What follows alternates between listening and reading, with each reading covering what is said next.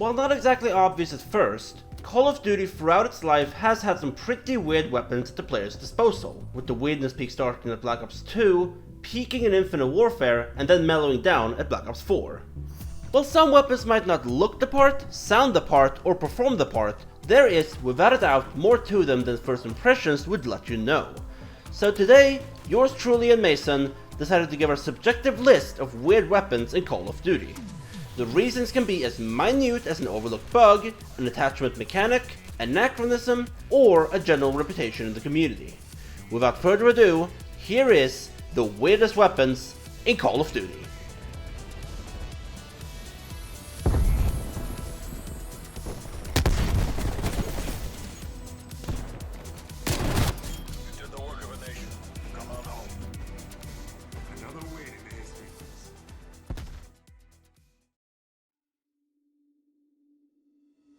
Call of Duty 4 was the epitome of a struggle, because we have so many iconic weapons that we would never expect to be weird today, but the game did introduce us to a lot of firsts.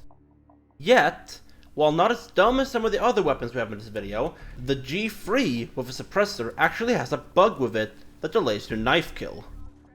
When you knife, your character will attach itself to the enemies like a magnet, and the knife will kill around 1 second later. This still happens in the remastered version. And the only thing worse I would ever expect is a knife hit marker, which I've seen happen. I promise you, I am not bullshitting. Like, what the fuck is this? Mike, please! There is no weapon in the game that you hold with one hand, except for one, the Mini Uzi. Small and deadly, it boasts the fastest fire rate in the game at 952 RPM, with a small hipfire cone and a 32 round magazine. Being held one-handed, its recoil is a bit of a problem. It kicks strongly in all directions, but I don't think you should be using the thing with one hand in the first place. Be thankful it's not the Micro Uzi. Then again, you can always simulate that with double tap.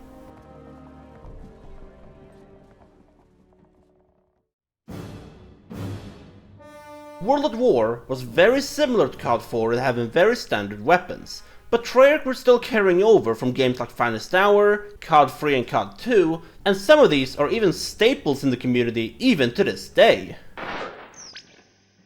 Originally I was going to say how the Paratrooper Rifle 42 was anachronistic to multiplayer, but then we came to the conclusion that most of the multiplayer breaks space and time. So instead, the FG42 is special because it was an early unlockable weapon for those who purchased the collector's edition of the game. You know, the one that Scott DeWaz talked about having a unusable water canteen. Unlocked at level 45, you'd expect this to be the first instance of pre-order bullshit. But nope! A ludicrous 20 round mag, blinding muzzle flash, and a reload that takes longer than emptying the gun to begin with. I timed them! Incorrectly named the M1A1 carbine, the M1 carbine is one of the 5 weapons in the game that can support a magazine attachment. The default magazine has 15 rounds, but with the box magazine attachment, it's doubled to 30 rounds. The only other weapons to support magazine attachments are the 4 SMGs. On a side note, this weapon was also planned to have the select fire attachment, but was removed for balance reasons. Outside of those, it has the lowest recoil in class, lower than the other semi-autos and the STG, and with a healthy 3-hit kill range, it can be deadly at longer ranges and longer maps, especially with stopping power. Modern Warfare 2 is the home to many weird guns, and with so many of them left unpatched, you'd think it would be a hard time for us to choose here, right? Well, the video's here. The L86 LSW is an LMG that is outclassed by the rest of its category, but did you know it was originally going to be an L85 battle rifle? And pretty late in development too. When you find one on the floor or get a kill, it shows up as the L85 with its unique ACOG replacement, the SUSAT scope. Even deeper, in the campaign, its magazine count is divisible by 30, not 100. It's fair to assume this happened very close to the game's release, as these pickup icons and kill feed icons are fixed in IW4X by the community. I don't even need to give this gun an introduction. I'm just gonna let it speak for itself. A weapon known by nobody in 2009, the Shaytak M200 Intervention blew up in popularity in early 2010 thanks to Modern Warfare 2, and is now one of, if not the most famous weapon in video game history, up there with the Doom 2 Super Shotgun, Quake Rocket Launcher, and the combat-evolved Magnum.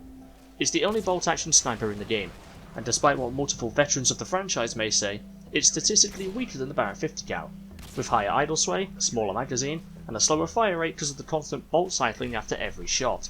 And as a special nod to the community from Raven, the intervention returned in Modern Warfare Remastered as the S-TAC Aggressor, and performs identical to the M40, even having its ACOG damage boost, and also a hilariously stupid weapon swap fire rate trick. In short, the wrong weapon in the right place can make all the impact in the world.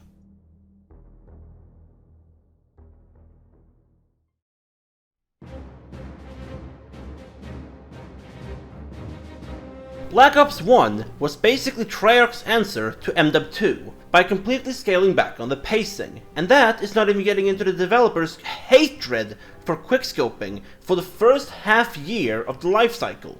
But guess what? It didn't work. People still quickscoped like normal, albeit with random sway. Ever had a gun be so rare that it was produced in less than 500 units? Well, that's the ASP in Black Ops. Built on the frame of a Smith & Wesson Model 39, this pistol is completely outclassed by all other sidearms in not only damage, but also fire rate and handling. However, the thing that seals the ASP as a god-awful piece of shit are the ludicrous iron sights.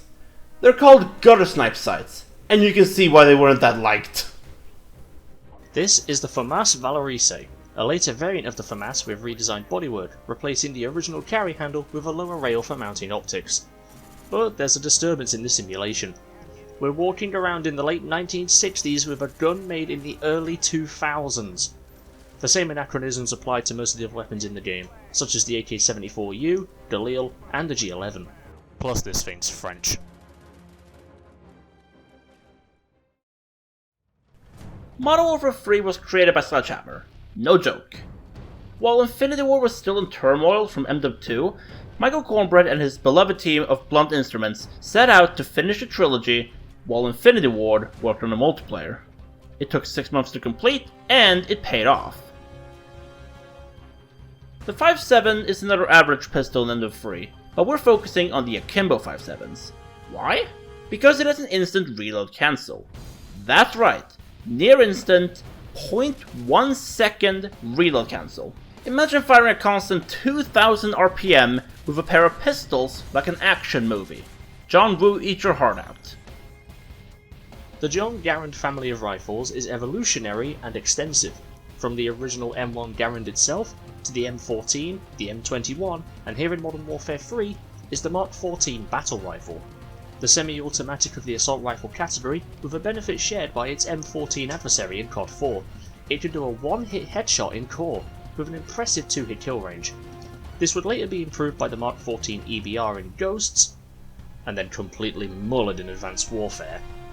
Sadly, it's one of the more neglected assault rifles in multiplayer, thanks to the legacy of a certain ACR.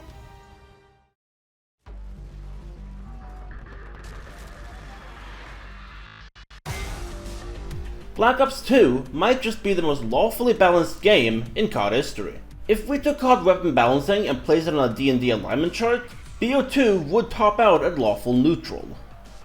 That aside, there were a lot of weapons for us to choose here, so let's highlight the ones that were close to making the cut but weren't chosen for one reason or another. We have the Emmett A1 for being the first ever 4-round burst weapon, the Executioner for being a shotgun pistol, and then we have the improved special weapons for being what they are. And then there's my choice. Returning from Modern Warfare 2, the Scar H didn't see much use in BO2 until after the life cycle. It chugs at a slow 625 RPM and has some high recoil, but it makes up for that with some incredible performance. It is the only full auto AR that can kill in 2 headshots and has higher wall penetration than the 2 semi-autos. Add FMJ to it and it can kill through walls just like an LMG. It also has a quick reload cancel, which most players put to good effect. The M1216 is an automatic shotgun with the most outlandish way of ammunition supply. It can store 4 shells of 4 separate ammo types in a revolving tube. Shoot 1/4 of the tube, twist it sideways, and begin again. But by this logic, extended clip makes literally 0 sense. Because you're telling me I never used the ammo in the first tube? Where is the 5th tube?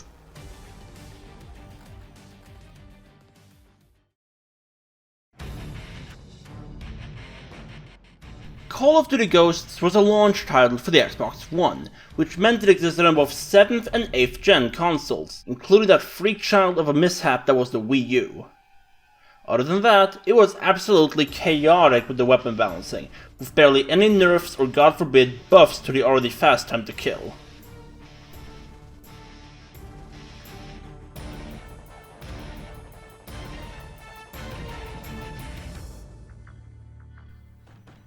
The Mark 32 is a 2-round burst revolving cylinder grenade launcher, and unusually for a launcher, it shoots Semtex grenades rather than standard 40 mils. So it combines the stock grenade launcher and the stock sticky bomb launcher together. All you need to do now is matchmake on Stonehaven, and you're preparing for the Demo Man Uprising. Why do I hear that? Oh shit! The ARX 160 is a hybrid weapon, designed to make assault rifle users think about switching over to SMGs. It has a competitive fire rate, a smaller hipfire cone thanks to an integral laser sight, and a unique recoil system from the engine, with the first 3 shots in a burst having less recoil than the rest of your full auto fire. This would later be changed in Advanced Warfare, with the ARX now becoming a burst rifle by itself rather than a full auto rifle with the 3-round recoil system. Advanced Warfare was Sledgehammer's first full entry into the COD franchise. Quite honestly, both me and Mason enjoy this game, as it's in our top 3 CODs of all time. Thanks to the fact that the game takes place in the years 2054 through 2060, Sledgehammer went on an all-out field day with crazy weapon ideas. We have a few examples, like the EM1, EPM3, XMGs, and even the ASM1. But here's my pick. The OWN by itself is an LMG shotgun hybrid. It has a monumental 3-hit kill up to 203 meters. And this outclasses the length of every single map in the game, DLC included, as well as Atlas Gorge. Pressing left on the D-pad activates the shotgun mode, which behaves like a slower firing S12. The shotgun mode was broken for a while, allowing it to insta-kill at every range before they disappeared entirely. It's been patched now, but that does sound like something Treyarch would do. A 5-round burst SMG by itself is ridiculous, but Sledgehammer can make anything possible in this game. Its burst delay is also half of every other burst weapon at 0.05 seconds. But another feature of the AMR9 is included in the creator class description. Allows under-barrel attachments. This is the first SMG to apply a grenade launcher since the AK-74U in Black Ops 1. One of the variants, funnily enough, named the Noob Tube, comes with the grenade launcher as an integral attachment. Also, magma camo on this weapon is the best thing in the whole game. Fight me!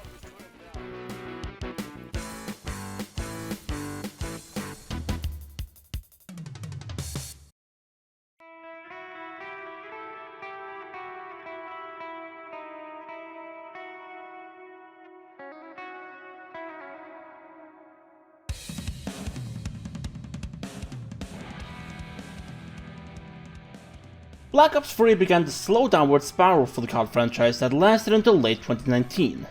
With its continuation of futuristic movement and supply drops being more prevalent than ever, it was very much a Marmite game. Ladies and gentlemen, welcome to the second rarest weapon to own in COD history, the Black Ops 3 M14. This was only available for a total of 60 days. Released in June 2018, Treyarch pulled it from supply drops in July, re-released it in August, and pulled it for good in September. If you want to experience this for yourself, either do what I do and use console commands on PC in a private match, or do what Mason does and use the DMR-14 in Black Ops Cold War. Your pick. The spiritual successors of the DSR-50, the DBSR-50. A double-barreled sniper rifle with the ability to fire 2 shots before needing to cycle the bolt. The one-hit kill zone is similar to the Locust, on par with the original DSR-50, and unlike the other snipers, it comes with iron sights by default. You can even add the reflex and boa sights, which are both optics that can't be used by any other sniper. And if you can get past the fact that there's no aim assist on console, this weapon is actually pretty incredible.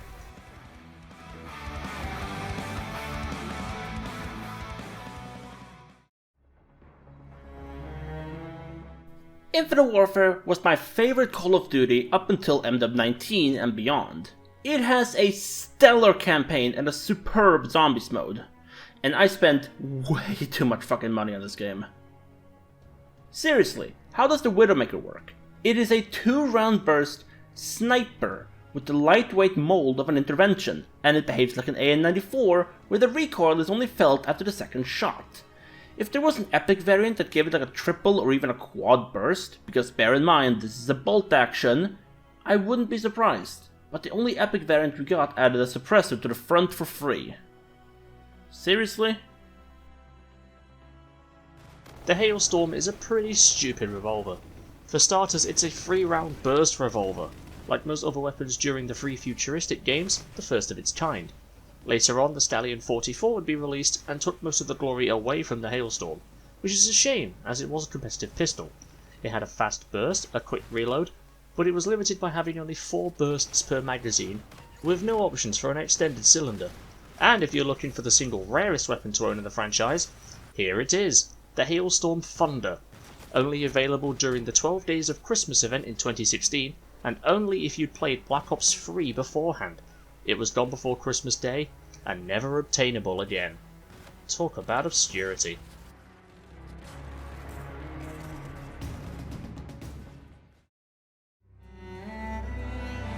World War II was Sledgehammer's response to the futuristic movement games of prior, especially after Infinite Warfare's abysmally received reveal trailer. But why is it that World War II has so many weapons that deviate so far from their original designs? Like, hear me out. We have an MP40 firing at around 600 RPM, a World War II Brecci, fictional one may I add at that, and we have an MP28 which fires about as fast as the Vesper. What? If we're gonna go and use IMFDB as the source, the LAD was so obscure that only 2 prototypes were ever built, and it's technically an SMG in real life, while somehow being classified as a light machine gun in the game. Why? It's a belt-fed SMG classified as an LMG using pistol calibers. Sometimes I just can't with World War II, man. Information on the Tokyo Arsenal experimental SMG is scarce.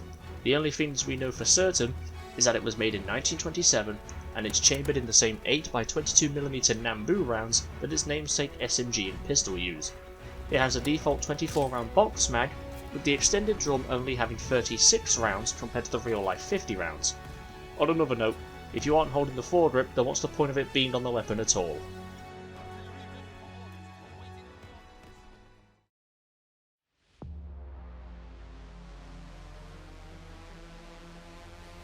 Alright, call me a heretic all you want, but I think Black Ops 4 was kind of underrated.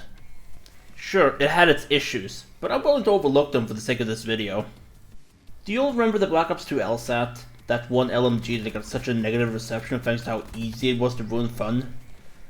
Yeah, that one got a pretty hefty upgrade in form of the Titan, along with the operator modded sports. Oppressor. Oppressor! Already sounds bad enough, but statistically it gets worse. The Oppressor op mod, originally called the Suppressive Barrel back in the beta, yeah, it's as bad as it sounds, acts like a constant form of flinch when bullets fly past you within a certain radius, which is basically a machine gunner's best friend. And I find that humorous since there already exists something like that in BO4. Torque! If you see a player using the Oppressor behind a microwave wall, bonus points if they're playing Torque, just unplug your system right then and there and go touch grass, since they probably never have. Imagine a sniper with the aim down sight time of a pistol. We got close enough with Sleight of Hand Pro in Modern Warfare 2, and Quick Draw in Modern Warfare 3, but the Quick Draw 2 attachment on the Koshka is something else. It's the fastest aiming sniper in COD history at this point, and with its alt mod that helps with ADS target locking, you would think that this would be a quickscoper's wet dream. But don't forget, you're playing Black Ops 4.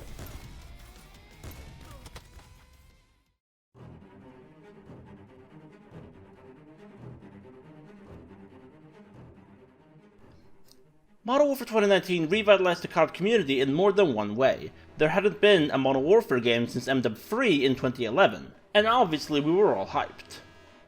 Now, seeing as the game introduced the gunsmith system, how are we supposed to pick one weapon if they have different configurations, different attachments, and different modes? Well, I chose mine right here. It's the M4A1. otherwise known as one of the 2 weapons everyone used in the first 3 months the game was out. I am looking at you, 725! Go back into the goddamn corner! Sorry? The weird part of this gun comes with its unique ammo conversion kits, as it's the only weapon in the game to have more than one.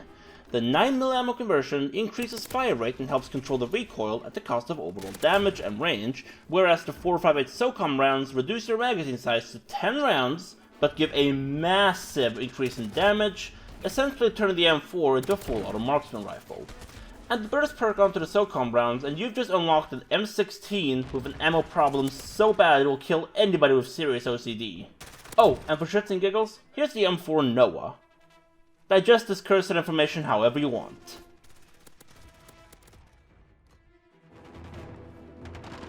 The L85 assault rifle is exactly that. It's an assault rifle. Infinity Ward thought that they could make the AUG H-bar of the modern day, but it can't quite fit the bill. It's slower than all the other LMGs except the RAL, and the only benefit being that it has higher mobility in exchange for all of its other weaknesses. However, in my personal opinion, they finally delivered on the L85 after it was cut and replaced with the L86 in Modern Warfare 2. Hell, in the Modern Warfare Alpha it was even named the L86A2.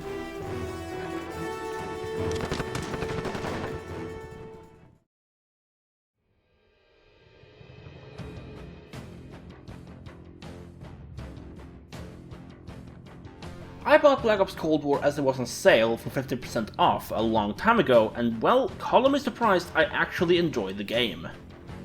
I said I was never gonna play it, but honestly, you're free to burn me at the stake for that. A Soviet scuba rifle, quote-unquote modified for improved land performance that fires 5.66mm steel darts with moderate bullet velocity. As post-lifecycle content added back in April of 2022, it's fairly new to all of us in the sense that we have barely used it.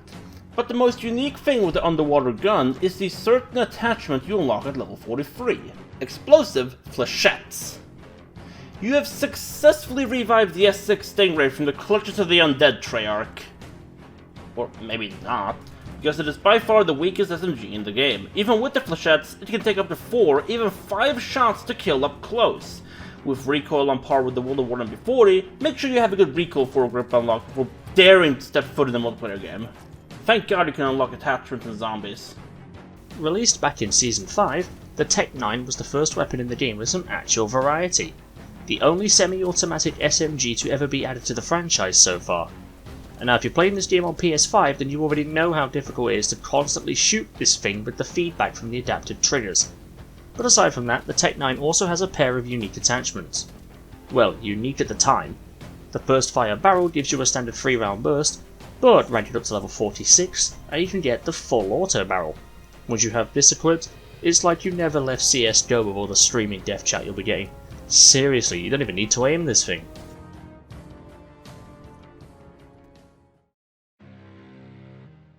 Call of Duty Vanguard is very much a controversial entry. With so many things done abhorrently wrong, I'm just gonna say it. This game is a hodgepodge of whatever the fuck Activision was thinking of, okay? It was going to be Advanced Warfare 2 and we all know it. Local Boy saves the nation, with arguably the most outright crazy contraption to ever be given the designation of submachine gun. The Owen gun.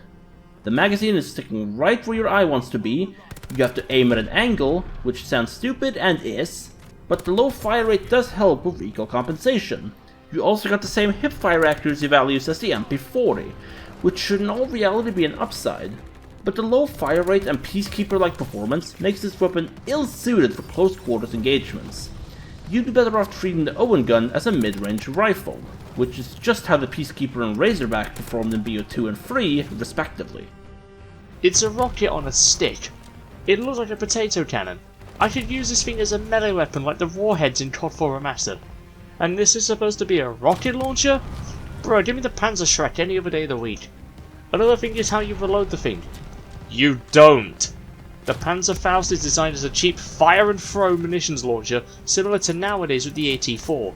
So sticking a new rocket into the frame wouldn't work at all. That is if you could even find a detached rocket scene, as all Panzerfausts were, as we just said, fire and throw. And before we end off, this is going to be a 3-man video, but time constraint was a concern as I didn't want to drag this video out for too long. However, since the video ended up being shorter than I expected it to be, I'm gonna give Rowan his spot back on Vanguard. You know what I think the weirdest gun is in Vanguard? It's not even a gun, it's the gunsmith itself. Sledgehammer has truly unleashed the pure chaos of weapon customization.